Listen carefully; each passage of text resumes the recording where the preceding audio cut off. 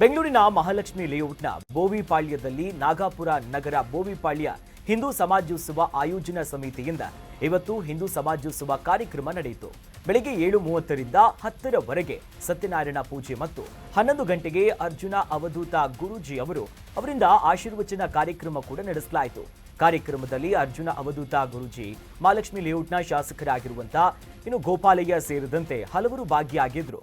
ಈ ವೇಳೆ ಹಿಂದೂ ಧರ್ಮದ ದೇವಾಲಯಗಳಲ್ಲಿ ಜಾತಿ ವರ್ಗಗಳನ್ನ ಬದಿಗಿಟ್ಟು ಭಕ್ತಿಯನ್ನ ದೇವರಿಗೆ ಅರ್ಪಿಸುವಂತ ಮನಸ್ಥಿತಿಗಳನ್ನ ನಾವೆಲ್ಲರೂ ಕೂಡ ಬೆಳೆಸಿಕೊಳ್ಳಬೇಕು ಅಂತ ರಾಘವೇಂದ್ರ ಭಟ್ ಅವರು ತಿಳಿಸಿದ್ರು. ನಮ್ಮ ಹಿಂದೂ ಸಮಾಜ ಉಳಿಯೋದಲ್ಲಿ ಯಾವುದೋ ಒಂದು ಗಲಾಟೆಯಲ್ಲ, ಯಾವುದೋ ಒಂದು ಮಸೀದಿ ಹೊಡೆದಾಕೋದ್ರಲ್ಲ, ಯಾವುದೋ ಒಂದು ಚರ್ಚ್ನ ಹೊಡೆದಾಕೋದ್ರಲ್ಲ, ಯಾವುದೋ ಒಂದು ದೇವಸ್ಥಾನಕ್ಕೆ ಕಳಂಕ ತರುವಂತ ವಿಚಾರದಲ್ಲ ನಮ್ಮ ಹಿಂದೂ ಸಮಾಜ ಇರುವಂಥದ್ದು. ನಮ್ಮ ಹಿಂದೂ ಸಮಾಜ ಇರುವಂತದ್ದು ಎಲ್ಲರನ್ನೂ ಒಗ್ಗೂಡಿಸೋಕ್ಕೋಸ್ಕರ ಅಷ್ಟೇ. ನಾವೆಲ್ಲರೂ ಬಂದು ನಮ್ಮಲ್ಲಿ ಯಾವುದೇ ರೀತಿಯಾದಂತಹ ತಾರತಮ್ಯಗಳಿಲ್ಲ ಅನ್ನುವಂಥ ಒಂದು ಮಹತ್ಕರವಾದಂತಹ ಒಂದು ಸಂದೇಶವನ್ನು ಸಾರೋದಕ್ಕೋಸ್ಕರ ನಮ್ಮ ಸನಾತನ ಧರ್ಮದಲ್ಲಿ ಅದರಲ್ಲೂ ಕೂಡ ಇಂತಹ ಒಂದು ಧಾರ್ಮಿಕ ಚಿಂತನೆಯನ್ನ ಮಾಡುವಂತ ವಿಚಾರಗಳಲ್ಲಿ ನಮ್ಮ ಹಿಂದೂ ಸಮಾವೇಶ ಇವತ್ತು ಮುಂದಾಗಿದೆ. ನಾವು ಯಾರ ಮೇಲೆ ಯುದ್ಧಕ್ಕೋಸ್ಕರ ಹಿಂದೂ ಸಮಾವೇಶ ಕಟ್ಟಿರ್ತಕ್ಕಂಥಲ್ಲ. ನಮ್ಗೆ ಯಾವ ಯುದ್ಧನೂ ಬೇಕಾಗಿಲ್ಲ ಕಟ್ರಿ. ನಮಗೆ ಬೇಕಾಗಿರ್ತಕ್ಕಂಥದ್ದು ಒಂದೇ, ಮನಸ್ಸಿಗೆ ನೆಮ್ಮದಿ.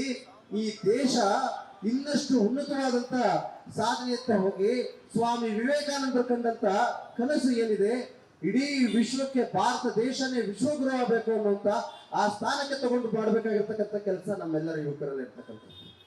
ಅದಕ್ಕೆ ನಾವೆಲ್ಲರೂ ನಾಣ್ಣುಡಿಯನ್ನು ಮಾಡಬೇಕು. ಅದಕ್ಕೆ ಕಾರಣ ಯಾರು? ಭಗವಂತ. ಇಂಥ ಒಂದು ಪುಣ್ಯವಾದಂಥ ಸ್ಥಳದಲ್ಲಿ ನಿರ್ವಿಘ್ನವಾಗಿ ಪ್ರಾರ್ಥನೆಯನ್ನು ಮಾಡಿ ಗಣಪತಿ ದೇವರನ್ನ ಸ್ಮರಣೆಯನ್ನು ಮಾಡ್ತಾ, ಪ್ರತಿಯೊಬ್ಬರಿಗೂ ಕೂಡ ಗಣಪತಿಯೇ ಮೂಲ.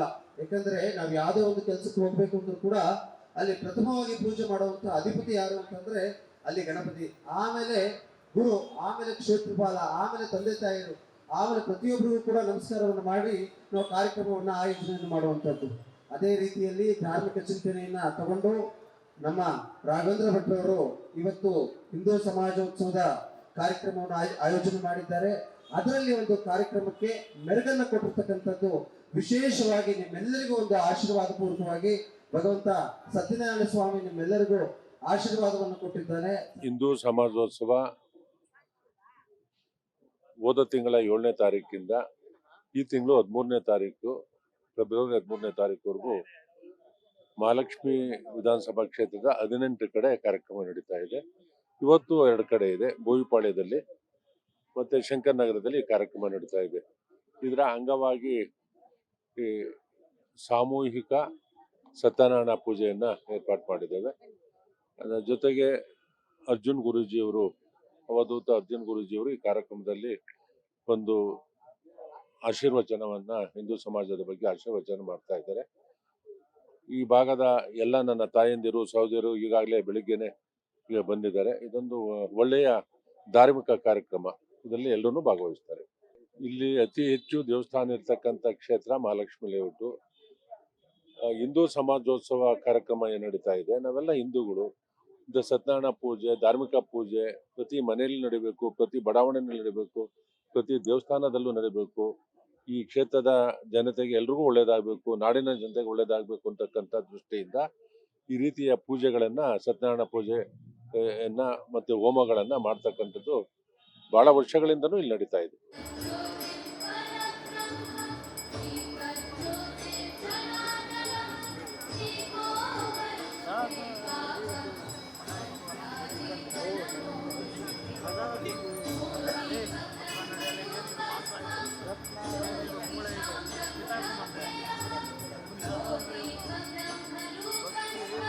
ಶ್ರೀಯುತರು ಈ ಕಾರ್ಯಕ್ರಮದಲ್ಲಿ ಆಶೀರ್ವಚನವನ್ನು ನೀಡಲಿದ್ದಾರೆ.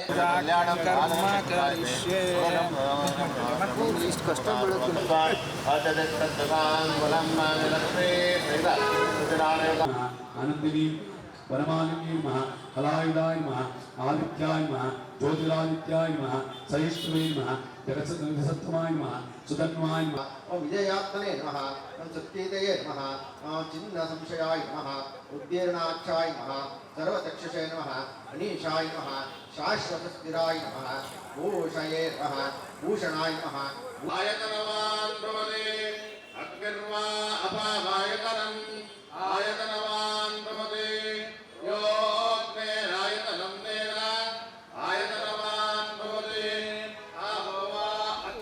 ಹಿಂದೂ ಸಮಾಜೋತ್ಸವದ ಒಂದು ಕಾರ್ಯಕ್ರಮ ಬಹುವಿಪಾಳ್ಯ ಈ ಭಾಗದಲ್ಲಿ ನಡೀತಾ ಇದೆ.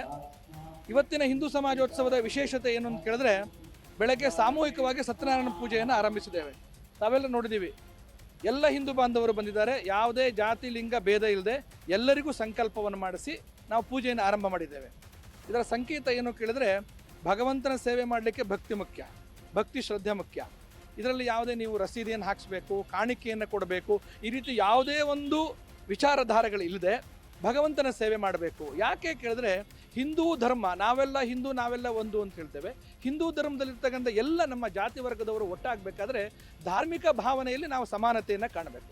ಭಗವಂತನ ಸೇವೆ ಮಾಡುವಾಗ ನಾವು ಜಾತಿ ಅಂತರಬಾರ್ದು. ನಮ್ಮದು ಯಾವುದೇ ಜಾತಿ ಇರಲಿ, ಒಳಪಂಗಡ ಇರಲಿ, ನಮ್ಮ ಮದುವೆ, ನಮ್ಮ ಮನೆಯ ಆಚರಣೆಗೆ ಸೀಮಿತವಾಗಿಟ್ಕೊಳ್ಳೋಣ. ನಾವು ಸಮಾಜ, ಸಂಘಟನೆ, ದೇಶ ಅಂತ ಬಂದಾಗ ನಾವೆಲ್ಲ ಹಿಂದೂಗಳು ಒಟ್ಟಾಗಬೇಕು. ಭಗವಂತನ ಧ್ಯಾನವನ್ನು ಯಾವುದೇ ಜಾತಿ ಮತ ಭೇದ ಇಲ್ಲದೆ ಒಟ್ಟಾಗಿ ಭಗವಂತನ ಧ್ಯಾನ ಮಾಡಬೇಕು. ಈ ಹಿಂದೂ ಸಮಾಜೋತ್ಸವ ಇಡೀ ಭಾರತದಲ್ಲೇ ಪ್ರತಿ ಹಳ್ಳಿ ಗ್ರಾಮಾಂತರ ಪ್ರದೇಶದಲ್ಲಿ ನಡೀತಾ ಇದೆ.